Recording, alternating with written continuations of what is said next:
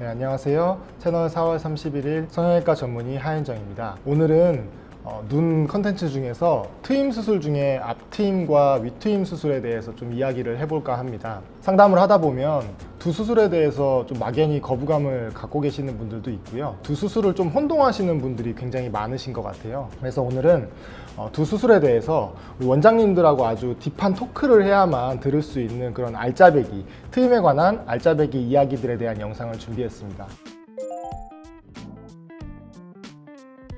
사실 앞트임과 윗트임 수술은 정식 명칭이 내안각 최피 성형술 그리고 내안각 성형술이라고 불려져 있는데요. 아주 직관적으로 설명을 해보면 앞트임, 윗트임이라는 말은 말 그대로 눈 안쪽 구석머리가 굉장히 답답하게 피부가 덮여 있는 걸 미간 쪽으로 트는 것을 앞트임이라고 하고요. 그리고 눈 앞 윗머리 쪽이 45도 정도로 트는 것을 우리가 윗트임이라고 부릅니다. 그러면 이 두 가지 수술은 완전히 다른 수술일까요? 엄밀하게 얘기를 하면 두 수술은 거의 같은 개념을 공유를 하고 있으나 어느 방향을 중점적으로 트느냐에 따라서 약간 포인트가 다른 수술입니다. 앞트임 수술을 하면 눈 앞쪽이 미간 쪽으로 전진을 하기 때문에 위쪽이나 아래쪽에 있는 피부는 필연적으로 어느 정도 접히거나 남는 피부가 생길 수밖에 없습니다. 그러면 앞트임을 하게 되면 위쪽에 있는 남는 피부를 정리하는 건 당연하기 때문에 어느 정도 아주 약간의 윗트임 효과도 같이 있다고 볼 수가 있겠습니다. 그런데 미간은 굉장히 좁고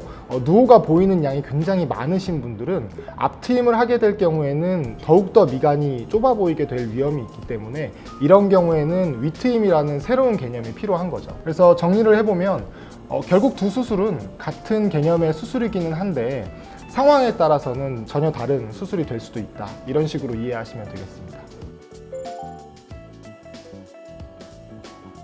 몽고주름이 영향을 미치는 것들을 몇 가지 정리를 해보면 눈의 가로 길이가 좀 짧아진다는 뜻입니다. 또 하나는 눈 앞머리 쪽에 흰자가 보이는 양도 이 몽고주름이 덮고 있기 때문에 세로 길이도 줄어들게 되고요. 몽고주름이 굉장히 심하신 분들 같은 경우에는 누호가 보이는 양도 완전히 다 덮게 됩니다. 두 번째는 몽고주름은 쌍꺼풀 라인에도 굉장히 많은 영향을 미치는데요. 쌍꺼풀이라는 것은 눈을 들어 올리는 힘이 작용을 할 때 특정한 라인을 따라서 피부가 수평적으로 좀 접히는 그런 방향입니다. 그런데 몽고주름은 이 주름을 따라서 오히려 수직적으로 아래로 당기는 그런 수직적인 힘이 특성이 굉장히 강하거든요. 그래서 쌍꺼풀 라인이 생길 때 바깥쪽에서 안쪽으로 이렇게 쫙 들어오는데 시원하게 쭉 뻗어가질 못하고 이 몽고주름의 영향이 있는 눈 안쪽은 이 몽고주름이 쌍꺼풀 라인을 덮게 돼서 굉장히 답답한 인라인이 만들어지게 됩니다.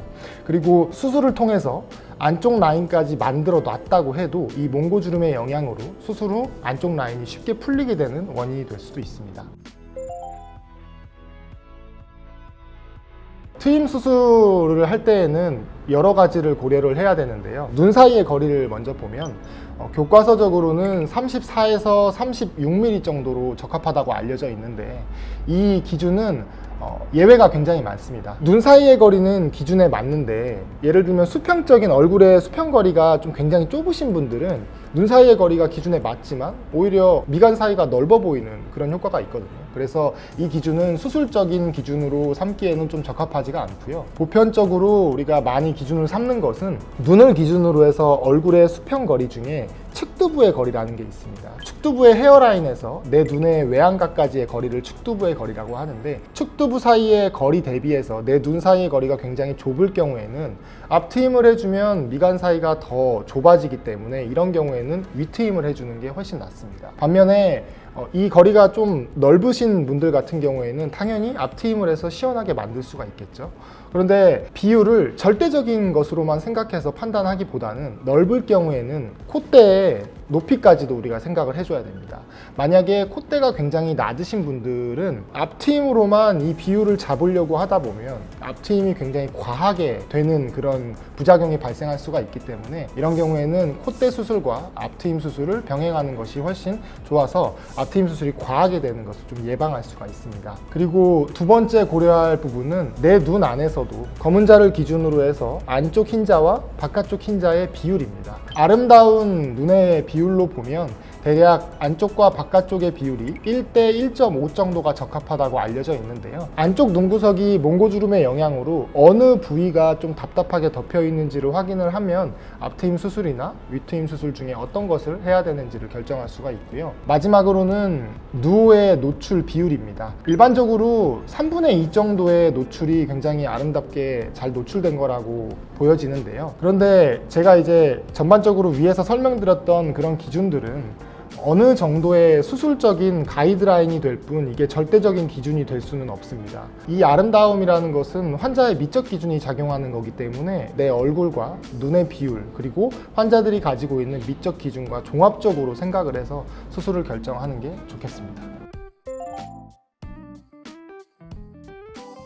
부작용이라기보다는 앞트임과 윗트임 수술을 할 때 환자분들이 가장 많이 걱정하는 게 한 두 가지 정도가 있는데요. 하나는 수술 후의 흉터, 그리고 또 하나는 미간 사이가 너무 몰려 보이지 않을까라는 것에 대한 걱정을 많이들 하십니다. 먼저 흉터는 절개 수술을 하는 거기 때문에 흉터는 필연적으로 생길 수밖에 없습니다. 그런데 과거에는 우리가 앞트임 수술하는 방법이 이 내안각 쪽, 눈 안쪽에 굉장히 흉터를 많이 남기는 그런 방식이었는데 최근에 이제 성형외과 의사들이 쓰는 앞트임 수술의 방법은 리드래핑 메소드라고 해서 수술의 절개 부위가 눈 아래쪽으로는 주름이나 접히는 부위를 이용을 하고 눈 위쪽으로는 쌍꺼풀 라인 쪽으로 이용을 하기 때문에 흉터를 좀 숨길 수가 있습니다. 그래서 최소화시킬 수 있다는 장점이 있는 수술 방법을 쓰고 있고요. 물론 사람마다 개인차가 있고 개인마다 회복되는 시간이 다 다르기 때문에 수술 후 대략 한 달에서 두 달 정도가 흉이 가장 빨갛고 도드라져 보일 뿐 그 시기가 지나고 나서